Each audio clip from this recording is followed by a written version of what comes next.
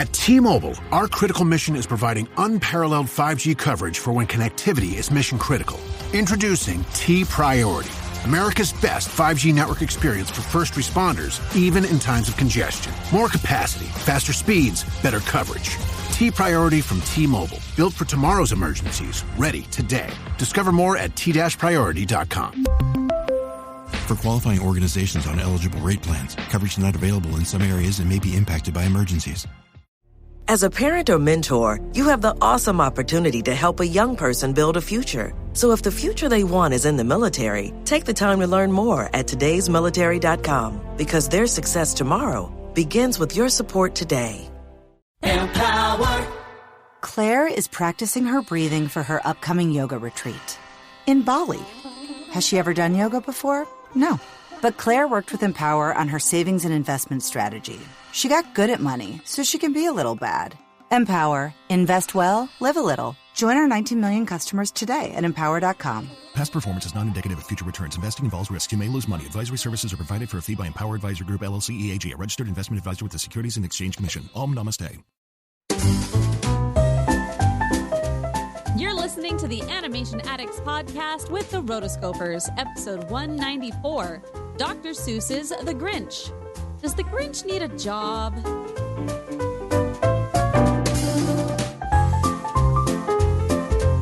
Welcome to the Animation Addicts Podcast with the Rotoscopers, the number one place to get your animation fix with animation addicts just like you.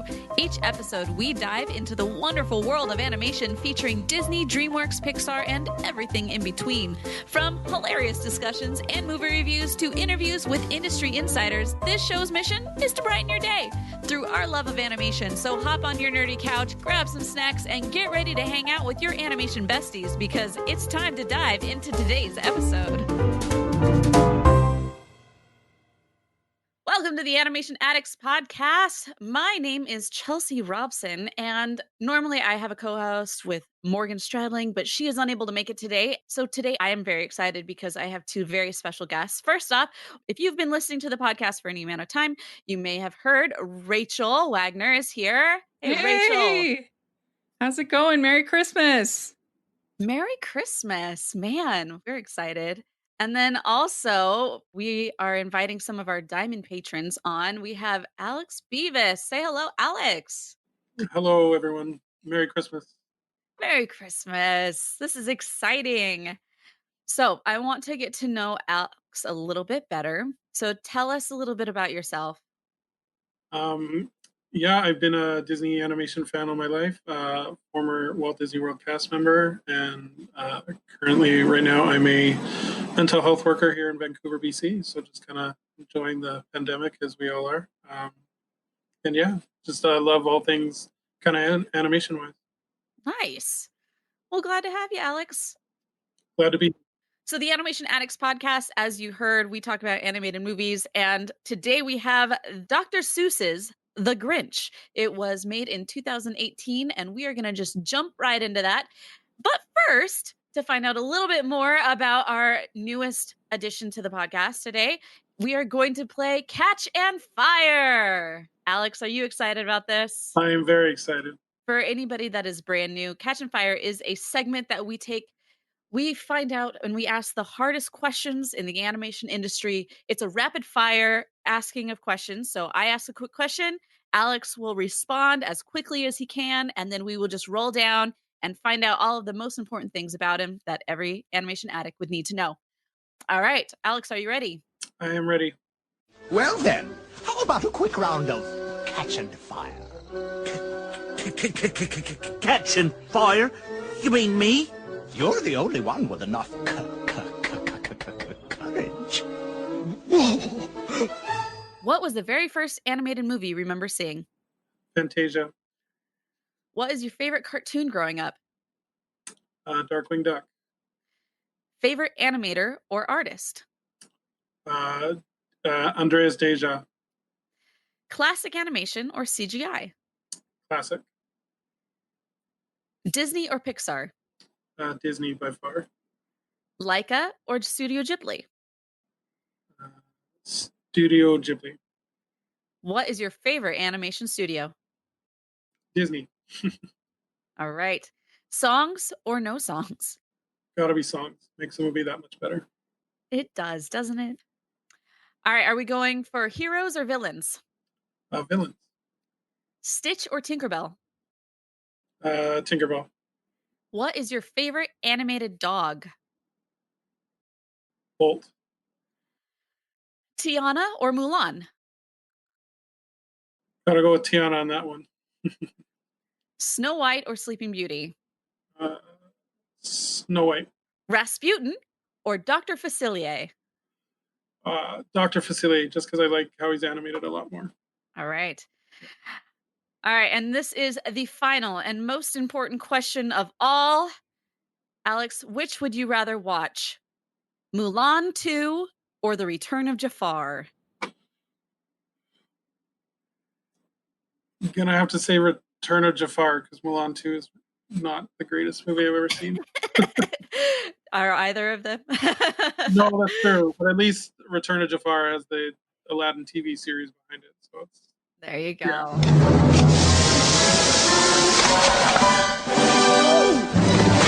52 out of 52! Well done! Congratulations, Alex. You have made it through Catch and Fire. I'm so proud. This podcast is supported by Progressive, a leader in RV insurance. RVs are for sharing adventures with family, friends, and even your pets. So if you bring your cats and dogs along for the ride, you'll want Progressive RV insurance. They protect your cats and dogs like family by offering up to $1,000 in optional coverage for vet bills in case of an RV accident, making it a great companion for the responsible pet owner who loves to travel. See Progressive's other benefits and more when you quote RV insurance at Progressive.com today. Progressive Casualty Insurance Company and Affiliates. Pet injuries and additional coverage and subject to policy terms. Halliday presents, in the red corner, the undisputed, undefeated Weed Whacker Guy. Champion of hurling grass and pollen everywhere. And in the blue corner, the challenger, extra strength Halliday. Eye drops that work all day to prevent the release of histamines that cause itchy allergy eyes. And the winner by knockout is Halliday. Halliday, bring it on. Today, the beverage aisle looks a lot different than it used to. America's beverage companies are working together. We're delivering the options everyone wants. In fact, nearly 60% of beverages Americans buy have zero sugar. You'll find more variety than ever, including more of your favorites, now available with zero sugar. You'll also find more sizes and clear calorie information on the front of every can, bottle, and pack. We know when it comes to finding balance, the more choices, the better. All right, let's jump on in here. You're a mean one. You really are a heel. You're as cuddly as a cactus. You're as charming as an eel. Mr. Grinch. You're a bad banana. Mr. Grinch. With the greasy black peel. You're a vile one. You got termites in your smile. So first off, we're going to be going high information here as we discuss Dr. Seuss's The Grinch. And this information came from Box Office Mojo, IMDb, and Wikipedia, and any bonus material that we have looked at. So the studio is Illumination Entertainment. The directors were Yarrow Cheney and Scott Mosier. Release date was November 9th, 2018. And is also known as How the Grinch Stole Christmas. It was budgeted at an estimated $75 million. And overall worldwide gross is about $511 million. So not a bad chunk of change. 5 times your budget. That's great. Running time is 85 minutes. So it was definitely not as long as a lot of them could be. And I appreciated that. True. This one had a lot of padding with it, though, too. That is a problem you had with it? I just thought there was a lot of stuff that was, like, added to make it longer. Like, that didn't make any sense. Yeah, I can get that. I mean, the Illumination, it cannot be denied that they know how to make profitable films. It's unbelievable. They keep the budgets down And so even ones that are seen as maybe not as successful, like The Secret Life of Pets 2, if you really look at the figures, that thing still made a lot of money. And so they almost make their movies flop proof. You know, that is totally true. And their character design is pretty I mean, it's really consistent to the point that it feels like a movie that people will want to take their kids to, and very appealing as far as design goes. So I think that might be a reason why they have done really well. Yeah, well, and they add a lot of humor to their films, and they are really good at marketing their films. And so I wish that they would challenge themselves a little bit. I feel like somebody like Blue Sky, aside from maybe the Ice Age films, I think for the most part they try to challenge themselves a little bit more with their films, and so I appreciate that. And I wish that Illumination would have their version of the Peanuts movie, like one movie that they really try and push themselves. Sony had it with Spider-Verse. I just feel like every studio has had their one where they really we're going to make an art film. We're going to really push ourselves. But Illumination just never has. They're kind of happy to be I kind of call them the McDonald's of animation. And that's fine. It has its place. But I know it would be nice if they push just for the animator's sake, it would be nice if they push them a little bit. I feel like, because they definitely have the talent to do it. And so I don't know. Why not give us one more ambitious film would be nice, I think. Yeah, I can see how you're saying that. I watched one, recently. The last movie that we reviewed on here was Klaus. And that was part of the discussion that we talked about, how it just really pushed the envelope as far as what we can expect from modern day animation, especially since it was 2D. So I can definitely see that. I also can appreciate the business side of me is like, well, let's just make sure that we can continue to do business and make sure, like, if we've got something that works, let's kind of continue it until we can push something a little more, or at least have the budget to do that. And it'll be interesting to see what they do, because I think that we'll see how Minions 2 does next year, but I feel like maybe they're reaching the end of that they can do with Minions. Who knows? They'll push that. And I don't know, but we'll see how that one does. But I think Secret Life of Pets didn't do as well as they wanted. So maybe now they're kind of at a reboot sort of stage where maybe they might have to do. We're going to have Sing 2. So how that does. I don't know. So it'll be interesting to see the next couple. They have their Mario Brothers movie coming out. I think 2022, if I'm not mistaken.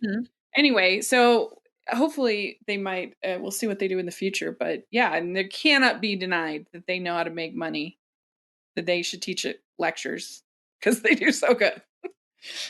They know how to make profitable films, and that's not easy to do. Yeah, for sure. But after the kind of year that we've had, that's kind of what all studios should be kind of focusing on right now, right? Like, is the safe bet. Yep. Because they knew that Grinch was going to make oodles and oodles of money, especially releasing it at Christmas time. Like, so I think it's smart on their part. And like you said, the animation is great. Like, the character designs are really good. Like, you see the more kind of lovable Grinch in this one, as opposed to the Jim Carrey version and the Dr. Seuss or the Chuck Jones version. So you could tell that they were kind of going for a more lovable Grinch than in previous versions. They were. The Grinch was a very different Grinch than what we have seen, say, for example. I mean, you really can't compare anything to Jim Carrey in the 2000 version. And then in the original version, that was only like 25 minutes long back. That one, you just didn't have enough time or energy to really develop him as a character. He was just very, this is who he is and this is who he became. It doesn't matter his backstory, just here. So I I don't know how I liked how they made the Grinch in this one. I'm still up in the air, but there are things that I did appreciate about it. I like the relationship between the Grinch and Max, the dog. That was clearly from the get-go what they were going for, is making that friendship relationship, saying that the two of them had each other at least. And you can see throughout the movie, especially as the scene, I don't want to jump too far ahead, but when they were getting rid of Fred, the reindeer, the Grinch says, well, at least we have each other. Yeah. I thought that was you could tell that they were kind of going towards developing the relationship between Max and the Grinch. Well, the thing is, though, for this movie, I feel like because they wanted to expand his character, they changed kind of the overall message of the film, where in the original, and in the book, the message is that the Who's in Whoville celebrated Christmas without any presents at all, right? They sang without any presents. Where I felt like the message of this movie was loneliness is bad and makes you sad, and we need to not be lonely. That was the message, which to me is not as good. Yeah, they were trying to make the Grinch a sympathetic character as opposed to the Grinch per se. Yeah, because the protagonists really in the original are the Who's in Whoville, and then his heart is melted, and it's kind of a similar. It's basically like an animated Scrooge kind of story, basically, and then he. So I don't know. I just don't think that that's quite as compelling as especially as like a true Christmas message, where in the original it's all about they celebrated Christmas without any presents at all, and in this it's the Grinch isn't lonely anymore. Yeah. Well, they almost telegraph it though too, by because you can see throughout the movie that he cares for Max. It's not like that where he's a total Grinch where he has no friends at all, because he gives Max appreciation, and the appreciation that Max gives the Grinch, like, I want a dog like that'll make me breakfast every morning. Yeah. I feel like the big jokes were all kind of sort of top heavy, that most of the jokes were in that kind of introductory section, and the big iconic song, which is so funny in the short, at least in my opinion. I feel like that was kind of not used for as much comedic effect as they could have. You mean the theme song? Yeah. I agree with that. Mr. Grinch. Yeah. That could have been funnier. The music was very interesting to me because, first off, there were over 24 different music cuts, which I feel like is a lot of music when you add like a full score on top of it. So I just felt like that was a lot, but not that it was bad. I felt like it did add, like there were a lot of areas where I felt like this does add to the, for example, when he's playing the organ and he starts playing, all by myself, and just playing that on the organ, and there's a lot of things that I was like, okay, I get, like, you're doing a good job at bringing in these things. It just felt, I don't know if I would have put that much music in this if I were doing it myself. But I did kind of like the carolers though, so you got these little bits of sort of traditional carols that you don't always see in children's films, which was kind of nice. These little sort of bursts of our traditional Christmas carols. That was fun. Yeah. Well, I'm a Christian, and so I find that there's very few movies nowadays, Christmas movies specifically, that will actually play Christmas songs, like religious based songs. And the fact that they even had 2 in there, I was like, whoa. They had Come You Merry Gentlemen and also Silent Night. And it's like, I don't feel like I should be surprised that they do Silent Night, because it's literally the oldest and most well-known Christmas song I think of them all, but especially as carolers. But I was still surprised. Interestingly enough, it was Pentatonics that was doing all of the carolers. They were uncredited, so I was like, good for them. Ooh, I didn't know. I didn't realize that. Yeah, I liked that too. It was nice. that they had those traditional carols. That was fun. So one thing that I mean, as you're looking at these iterations of the Grinch's story, Dr. Seuss's story of the Grinch who stole Christmas, like you look at the original, I think the good thing about the original being so short is that you are able to add all of these you have artistic license to create more of a story. And so you look at the 2000 version, and while there are a lot of moments in the 2000 version with Jim Carrey that I really liked and appreciated, there was also parts where I was like I didn't really like the shaving part or the fact that he was made fun of by this small group of kids. And so I did like how in this version they left it as he just was alone, and therefore like it was nobody really it's their fault. It was just like how he grew up. So I did appreciate that, but I do agree with you the fact that it was like not as compelling as maybe another reason other than don't be alone. Yeah, and the Jim Carrey one, I think in one way I admire it because it is so it's trying like so hard to do something different, and there's a lot of creativity there. But on the other hand, I really don't need to know the tragic backstory of the Grinch. I really don't. And there's like a lot of really uncomfortable adult humor in the movie. I think it was a lot of it was probably Jim Carrey ad-libbing, to be honest. But especially with the Christine Baranski character, that's so weird. And also I feel like the whole thing, I wanted to like wipe the screen because it just feels dirty. I feel the cinematography is really a strange color palette in the lighting and everything. I mean, at least in this one, it might not be as creative. It's a little more bland to me than the Jim Carrey, but I do appreciate that it's bright and colorful. Yeah. I felt this one was more kind of Looney Tunes versus the Jim Carrey was more kind of, we got to give something for the parents to enjoy while we're watching it. Yeah. Yeah. It kind of felt a little more Nightmare Before Christmas type side, just a little edgier. This one definitely was more of a kid's film. Yeah, definitely. So one of my favorite parts, as far as if you're looking at the different characters that they brought in, how did you like how they did Cindy Lou Who? I thought the character was really good. I would have liked if they have withheld the Christmas letter thing to the end.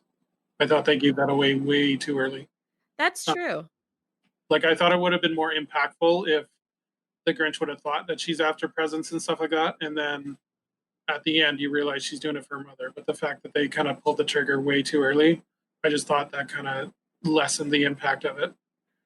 Well, I was a little confused by her mother character because they set it up. I thought, are her and the Grinch getting together at the end? Because they set him up as being super lonely, and they set Donna up as being super lonely. And that's the big kind of message, is that her mother is lonely.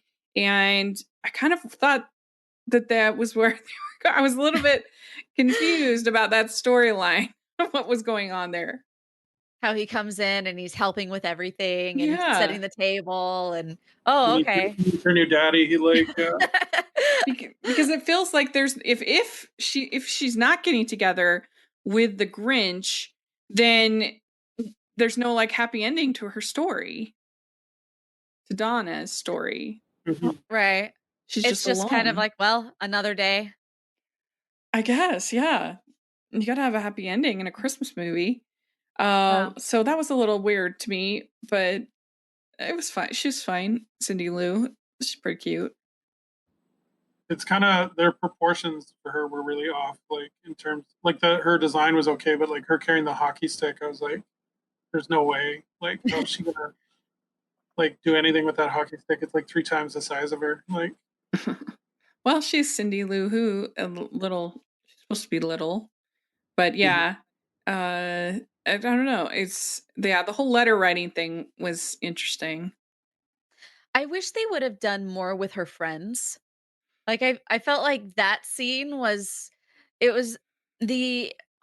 when the Grinch goes and he's trying to get all of the reindeer, I kind of felt like my interest waned and during that little sequence, and then right after that it goes right into the friends and all of them on their bikes and everything, and then I was back and I was like, "Oh, what's going on here?"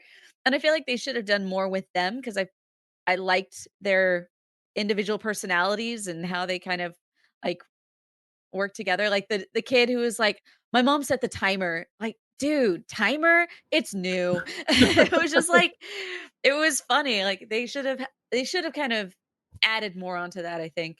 Mhm. Well, yeah, there wasn't like a real. It was just kind of like, I guess, a flash in a little story of the town, and there wasn't that sense of like of everything kind of coming together at the end with this big musical town gathering together kind of moment like you get in this short. It was Mhm. more just about the Grinch and him not being lonely, as opposed to like Mhm. this whole town thing. Yeah. I think they were trying to draw parallels between her and the Grinch. That's why they were almost showing them side by side, but it didn't Mhm. unfortunately come off as effectively as I'm sure they wanted it to. Because I think they were trying to just say that like her and Cindy Lou and the Grinch are the same person. Um, but I don't think it came off as Yeah. effectively as they wanted it to. Yeah, Mhm. that definitely didn't. And then the mom thing was kind of weird with like you trying to build her up as a sympathetic character in the beginning, and then it kind of got dropped. Like, Mhm. Yeah, Mhm. they didn't do anything with her, and I'm not sure what I would have wanted them to do with her, but the fact that it was it was the daughter's Cindy Lou Who's like her whole desire, her whole Christmas wish is for her mom, but nothing really happens with her mom, so nothing really feels finished in either court. Yeah, that's why And I it guess maybe I just finished it myself and was like, oh, she must be getting together with the Grinch. well, that's the thing, right? Too, is it's not really clear what the wish is. Like, it's nice for my mom. Okay, like, do you want your mom to have a guy? Do you want your mom to get a nice Christmas present? Do you want a nanny? Like, it's just not clear what the nice thing for the mom she wants. do Like, you need do you need a helper? yeah, Like, does the Grinch need a job? I yeah. don't know. What did you guys think of Benedict Cumberbatch's vocal performance? Because it's kind of strange. He has this weird voice, and I felt like, why did they even get Benedict Cumberbatch? I mean, I get it; he's famous, so they can have him on the poster or whatever. But you would think that if they go to the trouble to get Benedict Cumberbatch, they would just have him talk like Benedict Cumberbatch.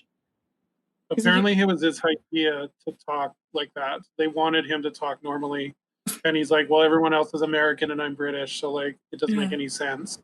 So he was the idea that came with like talking like that cartoony character.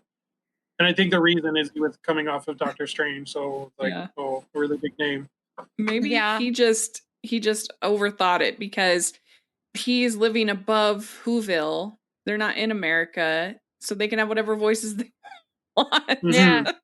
I mean, I think that could have would you really want to have the only British sounding character being the Grinch though? Yes, That I really mean, like Well, especially it's like to that story that you shared on the podcast about Charlie Sheen, or I think it was Burt Reynolds on Hoot, like All Dogs Go to Heaven, yeah, talking with a dog, and they're like, "No, we hired you for you." right. yeah, it's like, why not just get a voice actor if you're gonna have him change his voice? I don't know. It's funny to me. I think they were definitely looking for I think more of a Sherlock Holmes type of a voice from him because he does a good like his voice for Sherlock Holmes is very like ooh like it's just Mhm. very pointed and dry, and this one was a lot more tried to have a lot more character acting in it. Um, so I think that could have been the thing, but it was all in all, I was surprised to realize that was Benedict Cumberbatch at the end Yeah. when the first time that I watched it. This time watching it, I knew that going in, but the first time I watched it, I was like, "Oh, Benedict Cumberbatch is this?" Because I really did have a difficult time figuring out that it was him.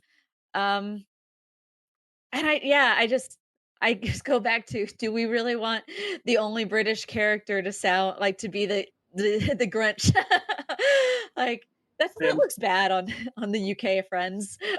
We're not all the for Grinch. him to sound more sophisticated than everybody else, like it's create See, more sympathy. Like, well, would it do more sympathy or would it create more of a divide? I think it could have made him seem a little bit more sinister, depending on how they kind of played it up. Because I don't know, that's sometimes a trope, is the sort of the villain with an accent.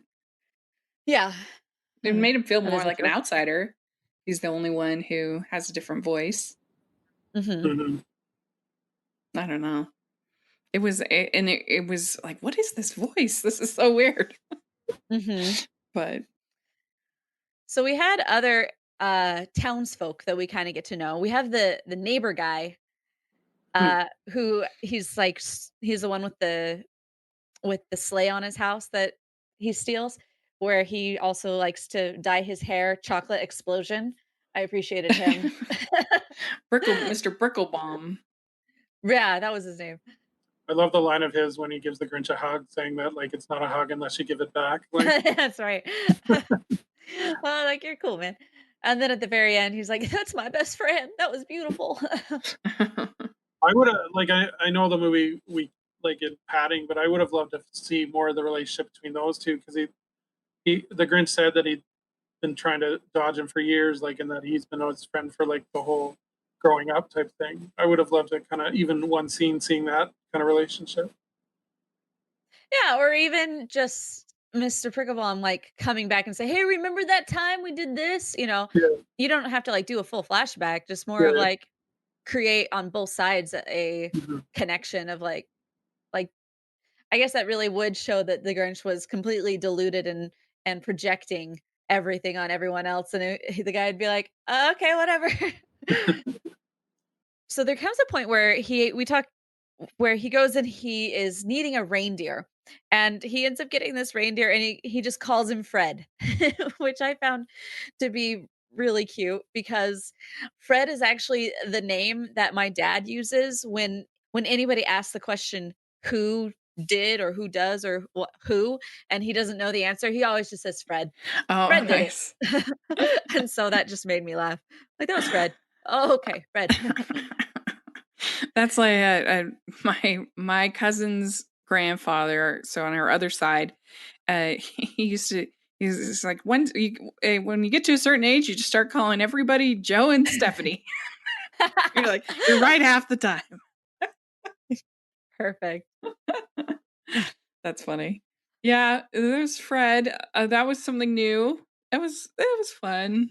It was a fun dynamic, and I just felt it was a little out of place, but yeah, it was a little random, but yeah, I mean, I liked how it did give him the opportunity. It did give the Grinch the opportunity to recognize that I do have my dog.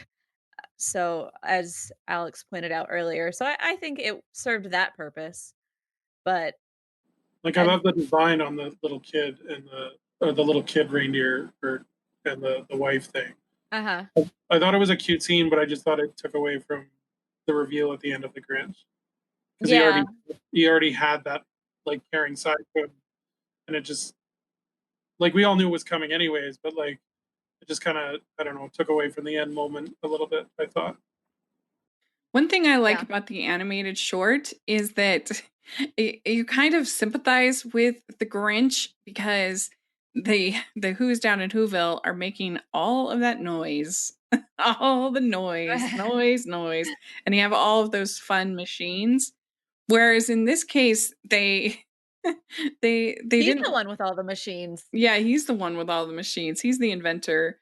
They didn't want to make the Who's unlikable at all. So he's just sort of mad about his loneliness. He's sad about his loneliness. And he blames Christmas for his loneliness. But I think that could have been fun if they had brought in the whatever they're called, like the Stormtoppers and Gazugos and whatever things. Because I think I would be pretty irritated if I kept getting woken up by all these noise. all this noise. That would, especially if you wake me up. I have such a hard time getting to sleep anyway. So I could see him being kind of grumpy about that. So I have to be honest. I am a little bit of a Grinch myself, and I'm pretty sure I've mentioned this on the podcast, but I really am mostly in the decorations department. Like, I hate putting things up because it's only like a 1 month thing, and I'm gonna have to take it down. And I'm just like, there's just so much work that I'm putting on myself. Why am I doing this to myself? And like, my dad is 100% a nostalgic person and loves Christmas more than anything. And even today, as I was finishing the movie, he walks in and he's just like, "Oh, I have to watch the end." And he comes and he sits down. And it's literally the very last scene where the Grinch is about to carve the roast goose or whatever, and he gives his speech. And then after the speech, my dad turns to me and he's just like, still makes me cry. And he's like crying. And I'm like, "Oh, Dad."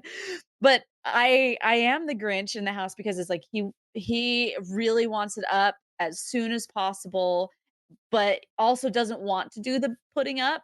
And so he'll end up waiting to the very last minute because I used to be the one that put everything up, but then everybody would, if I ever put it up, then they would take it down and take it down wrong. And that always bothered me. So this whole thing shows me how much of a Grinch I am.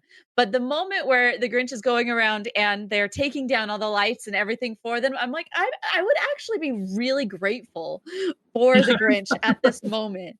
If on Christmas Day, or even like the day after Christmas, if they were to like take everything down for me, I'd be like, "Grinch, you are the man." Like, that should be his business from now on.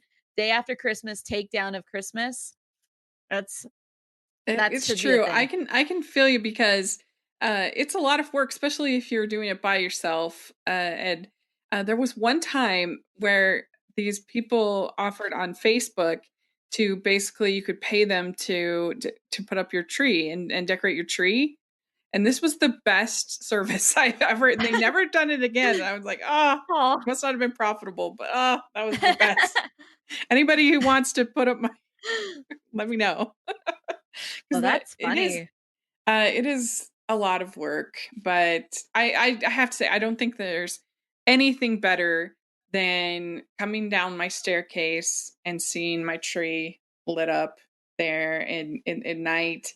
And just, I find it so relaxing. I love it. What about you, Alex? Are you a Grinch or are you pro decorations? I'd probably be a Grinch because I end up working throughout the holidays because I'm in healthcare. So Christmas Day is usually me going into work. That's true. Yeah. No, I like the decorations. I guess I'm in between the two of you. I like the decorations, but I don't like putting them up. And yeah, I remember at my parents' house, they just leave the lights up all year round just because they don't want to take them down. Yeah. Some people do that. Yeah. I respect that. Well, this year it's interesting because a lot of people actually put up their trees in like March and April because they were so depressed. And I mean, Hallmark plays Christmas movies on Thursdays year round. Thursdays you have a Christmas movie, but in March they started doing these movie marathon weekends because people were just needed some Christmas movies. I mean, come on. So it was a dark time. Yeah. It was a dark time. That's right. Yeah. And of course the ratings this year for Hallmark are really great, which is no big surprise. I'm sure. Yeah. I imagine. Yeah. Mm-hmm. Once again, it's a dark time. 2020 is not our year. I wonder if they're going to, like with the movie theaters, because obviously movies aren't coming out, if they're just going to overload with like Christmas movies. Like, I wouldn't be opposed to like seeing like the old classic Rudolph in the like the big screen on the movie theater, like kind of just cheering everyone up with the movie theaters. I think they're probably going to because they need the space, and they did so well with nostalgic favorites at Halloween. I mean, Hocus Pocus crushed it at the box office. I'm sure. That's crazy. So I wouldn't be surprised at all if we see a wide variety of Christmas films, everything from Gremlins to would you consider Rudolph. Gremlins a Christmas movie? Definitely, yeah. Yeah. Oh yeah. Is it Definitely. Christmas? Yeah. It's been a while since Even I has watched it. So a character going down the chimney. And there's presents and snow, and it definitely qualifies. I mean, if Die Hard is considered a Christmas movie, Die Hard is a Christmas movie. No debate on that. Yeah, it's for sure. Yeah, there's like Lethal Weapon, Batman Returns. There's lots of movies that you don't think of as Christmas movies, but they are. That's true. That's true. Batman Returns. I'll deal with. I can get with behind that. The fourth. I think it's the fourth Harry Potter movie. I think that has. Yeah. That's fun. Even the first Harry Potter, definitely, just because they're like, "Happy Christmas, Harry! Happy Christmas, Ron!" Therefore, Christmas movie. I'm not too strict in my Christmas movie definitions. Like, welcome everybody to the family. Whatever floats your boat. That's awesome. All right. So do we have any final talking points on The Grinch, or I'm sorry, Dr. Seuss's The Grinch? Well, Alex, did you choose this movie? Was there a reason why you picked it? Scheduling. And I did like it. Like, well, I saw it in the theaters and I gave it an okay review. Then I saw it again and I really liked it actually the second time. So like as much as I was down on some things, I do overall think it's a really good movie, and it's one of those Christmas things that you can always pop in and definitely watch like every holiday, Christmas, like, and I think we need more of those as we get older, because some of the things are not aging well. Yeah, I mean, I didn't go fresh on this movie, but I don't think it's like awful. It's fine. It's it's like right in the middle. For me, would you show your kids this? If you had kids, or if you have nieces, nephews, or whoever, a younger, person around, would you show them this one or the 2000 version or the original? Original for sure. Original will be the first choice, then this one, then Jim Carrey. I would wait till they were older for Jim Carrey. I think I would do the same. Yeah. Just because this song alone is so funny in the original. I love that song in the original. It's a funny story about choosing this movie too. Is I woke up this morning thinking I could just rent it from iTunes, and it's not available to rent until December 5th. So now I own the. Yeah, I don't get it either. And now I own the movie because I'm like, well, I got to watch it, or I can't not do it and not have anything to talk about. So I now own the movie. Oh, well, there you go. Yeah. Now you can share it with whomever you want. All right, let's rate it. Let's start with you, Alex. What did you give this? 3 stars. All right, 3 out of 5. Rachel? 3 out of 5, yeah. I give it a 2.5. It's right in the middle for me. Okay. All right. I would also give this a 3 stars. I felt like it was definitely watchable. And though not my favorite movie and not something that I would come back to as in I can't wait to watch that come Christmas time, it's definitely one that if I'm going to have a marathon of Christmas movies going on in the background, throw that in there. So that's kind of how I view this. Mm-hmm. Is this one on, because we don't get it in Canada, is this one on the Universal streaming service? This is on Netflix, is how I watched it. On Netflix? Yeah, we don't have it up here. Yeah, so Netflix, the countries, so if you are in a different country, Netflix or Prime or, these different services, they have different deals with these companies. So in some areas you can, some you can't. Is that you, Santa Claus?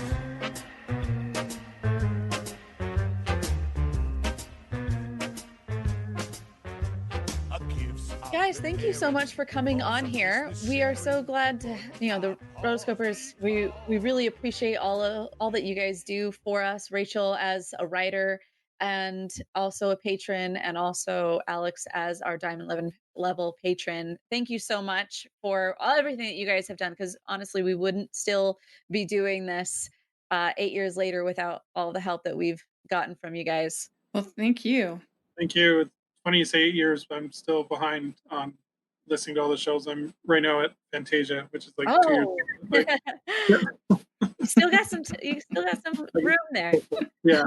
All right, Rachel, where can everybody find you? Yes, you can find me at Rachel's Reviews all over social media, iTunes, YouTube, and on Rotten Tomatoes. So check that out. And also for all of my holiday coverage, follow the Hallmarkies podcast. And we have more than just Hallmark. We cover everything Christmas during this time of the year. It's pretty fun. Yeah, and if you are a patron, I'm going to add our little 15-minute conversation about all of her favorite Christmas movies this year.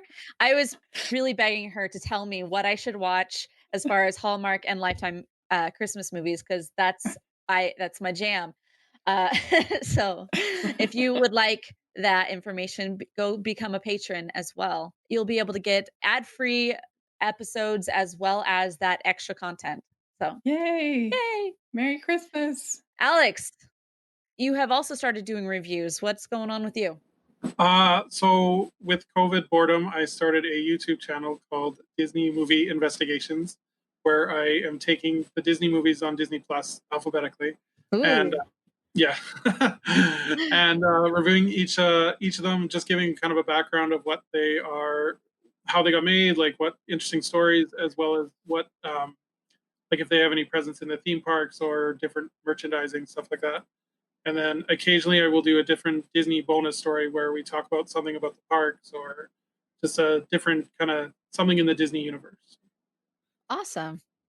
You can find that on the YouTube. It's if you search for Disney Movie Investigations, it'll pop right up.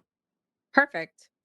And I am a musician and I write custom songs for people who want to have a gift for somebody. And if you are looking for a gift for somebody this holiday season, or even for Valentine's Day coming up, I do a lot of those. I even wrote one for a friend song for Alex too.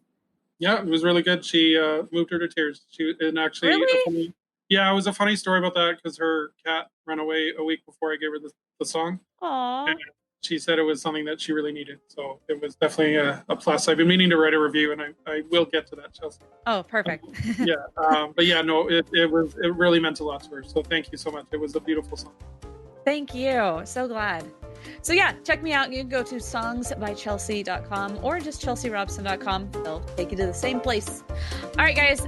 Thank you for joining us once again. If you would like to have more information, let us know. Go to the show notes. This is going to be at rotoscopers.com/195. All right. Until next time, we are the Rotoscopers. Merry Christmas.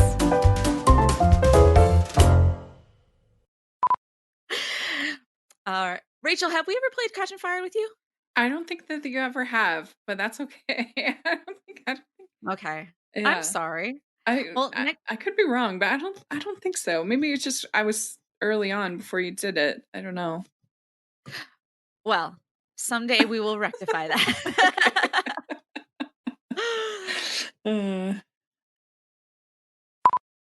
Perfect. All right, guys. Sweet. Great. This was a good episode. Yeah, that was fun. Thanks for having me. Glad it worked out. Yeah, thank you so much, Rachel. Yeah. All right, I'm going to run and get some lunch. I'm starving. But thanks. It was nice to meet you, Alex. Nice to meet you. Thanks, Chelsea. I'm also going to run. I have a massage appointment. Ooh, enjoy. Jealousy. All right. I'll catch you guys later. Nice meeting you. Bye-bye. Bye. You've been listening to the Animation Addicts Podcast. If you enjoyed this episode, don't forget to subscribe and be sure to leave us a 5-star review. We're available on Apple Podcasts, Spotify, and wherever you listen to podcasts. And if you want to help spread the word, be sure to share the podcast with your friends on social media. Just don't forget to tag us at Rotoscopers on Instagram and use the hashtag Animation Addicts. For all the links and full show notes for this episode, go to rotoscopers.com/podcast. Now, if you still can't get enough for your animation fix, be sure to subscribe to us on YouTube and visit rotoscopers.com